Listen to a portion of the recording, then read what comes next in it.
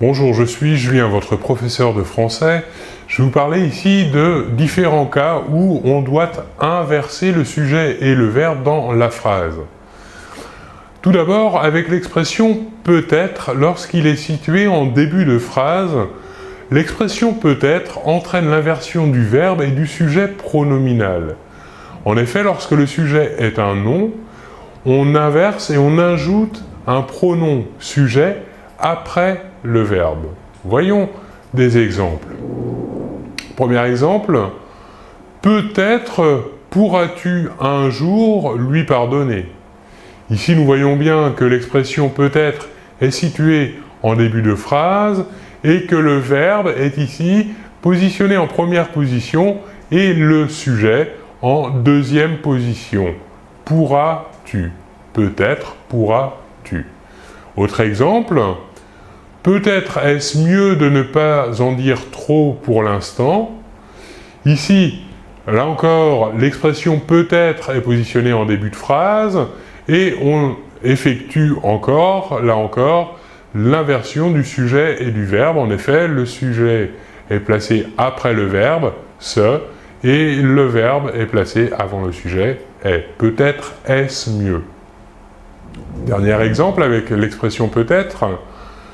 Peut-être Martin est-il d'abord allé voir sa cousine. Ici, nous avons l'expression peut-être en début de phrase, nous avons ensuite un nom propre et nous avons le sujet et le verbe inversés ici. En effet, Martin est remplacé par le pronom personnel il et il est positionné après le verbe, enfin après l'auxiliaire du verbe aller.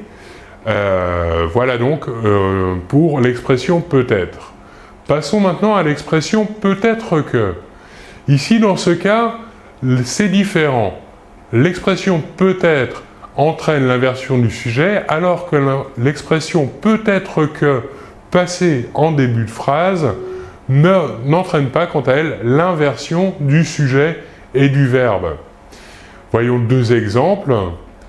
Peut-être que Bernard acceptera de t'accompagner, ou encore peut-être que je chercherai un nouvel emploi.